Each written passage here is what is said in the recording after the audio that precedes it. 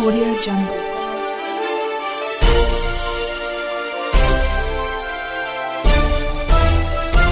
Audio Jungle. काय सांगाल काय आपण विकासाचे मुद्दे घेऊन निवडणूक लढवणार? परिवर्तन महाशक्तीच्या वतीनं काय विजन घेऊन आपण ही निवडणुकीत उतरलो? परिवर्तन महाशक्तीच्या वतीनं आम्ही इलेक्शनमध्ये निवडणुकीत पुढं आलेलो आहे. या 75 वर्षात आजही आपण त्या मूलभूत सुविधावर मूलभूत परिस्थितीवरच चर्चा करीत आहोत. खऱ्या अर्थाने हा महाराष्ट्र हा शिवाजी महाराज शाहू फुले आंबेडकरांचा महाराष्ट्र आहे. आज हा विचार राहिला बाजूला आणि इतक्या गलिच्छ पद्धतीने घाणेरड्या पद्धतीने हे सगळं राजकारण चालू आहे आणि हे पुसण्यासाठी हे स्वराज्य पक्षाची ही निर्मिती झालेली आहे. मग ते सहकार असून दे, क्रीडा क्षेत्रातलं असून दे, आरोग्याचे विषय असतील, किंबहुना तुमच्या आरक्षणाचे विषय, सगळे विषय आहे तिथंच आहेत. तुमचे शेतकऱ्यांचे प्रश्न तिथंच आहेत. शेतकऱ्यांना तुम्ही 24 तास लाईट देत नाही, तुम्ही शेतकऱ्यांचा विमा असतो तो काढत नाही, शिक्षणाची सुद्धा सुविधा दिली जात नाही. इथं म्हणतात अभिजात दर्जा, आजच नरेंद्र मोदी बोलले, परवाच नरेंद्र मोदी बोलले अभिजात दर्जा महाराष्ट्राला दिला आहे मराठी भाषेचा. पण तुमच्याकडे आहेत कुठे मराठी शाळा?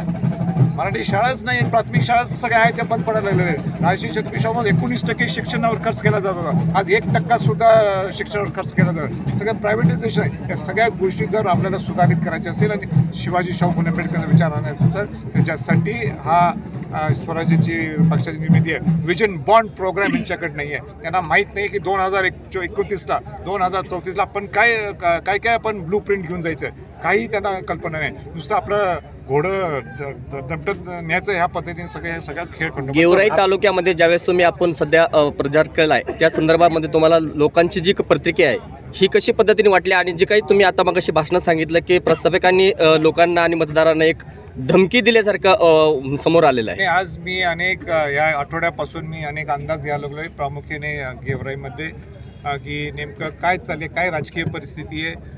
इथं विकासाच्याबद्दल कोण बोलत नाही आहे. उलटं एक स्वराज्यामधून एक भगिनी जी नुसती 28 वर्षाची आहेत त्या आणि कष्टकरी आहेत, म्हणजे शेतकऱ्यांची मुलगी आहे, आयुष्यभर चळवळीत काम करणारी ही मुलगी आहे. आज पूजा मोरेंनी उमेदवारी दिल्यावर इतकं दहशत माजायला लागलेले ते सगळे पंडित आणि हे सगळे कुटुंबीय की म्हणजे जसं काय तेच इथले राजे आहेत आणि त्यांचाच इथं काय अधिकार आहे, बाकी कोणी याच्यात पडायचं नाही. हे चालणार नाही. मी कदापि सहनसुद्धा करून घेणार नाही. मी छत्रपती संभाजीराजे शिवाजी महाराजांचा एक वंशज आहे. असं जर कोणी त्रास द्यायचा प्रयत्न केला आणि लोकशाहीच्या पद्धतीने जात नसेल तर मग गाठ त्यांची छत्रपती संभाजीराजांची निश्चित असणार आहे. आपण म्हणून सांगतो म्हणून सांगतो दहशत हे म्हणजे शिवाजी शाहू फुले आंबेडकरांच्या महाराष्ट्रात कदापि चालणार नाही.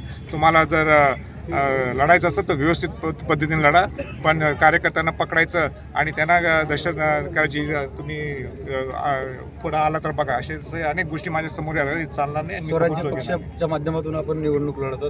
निवडणुकीची यंत्रणा आपली पक्षाच्या मार्फत तिथपर्यंत पोहोचली काय? प्रस्थापित ज्याप्रमाणे आपली निवडणूक एक लक्षात घ्या, सगळ्याच प्रस्थापित लोकांसारखी आमची यंत्रणा निश्चित नाही, हे मी मान्यच करतो.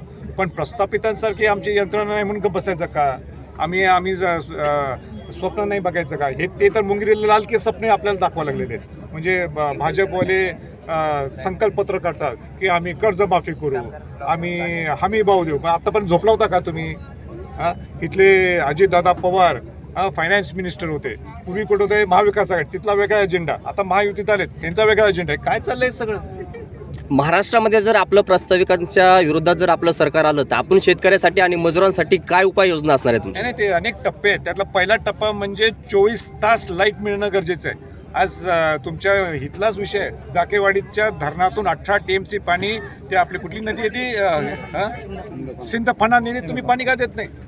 आणि म्हणून पूजा मोरेंना मी सांगितलं, पहिलं आंदोलन तुम्हाला जर आंदोलन जर विधान भवनमध्ये करायचं असेल तर जसं मी मराठा समाजाचं आंदोलन मी केलं होतं संसद भवनात, तर पूजा मोरेंनी ते पहिलं तुम्ही जायकेवाडीतलं पाणी इथं कसं देता येईल आपल्या बीडच्या लोकांना. 130 गावातले लोक, माझा अंदाज चुकणार नाही, 130 गावातले लोक हे जर आंदोलन करायला लागलेले आहेत. आणि म्हणून पहिला मुद्दा राज्याचा बघू, नंतर पहिलं तुम्ही गेवराईचा हा विषय तुम्ही हाती घ्या.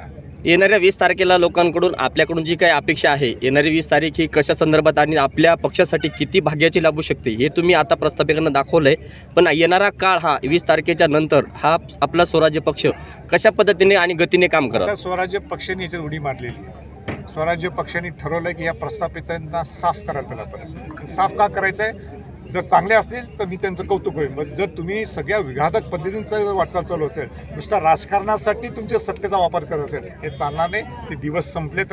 आता स्वराज्य पक्षाने आणि परिवर्तन महाशक्ती ह्याच्यात उडी मारलेली आहे. जिथं चूक, जिथं अन्याय, तिथं न्यायाची भूमिका मागण्यासाठी आम्ही स्वराज्य पक्ष पुन्हा सज्ज. आपण स्वराज्य पक्षाच्या माध्यमातून बहुजन सैनिक महाराष्ट्र लाईव्हला लाईक करा, शेअर करा, सबस्क्राईब करा आणि बेल आयकॉनवर क्लिक करा.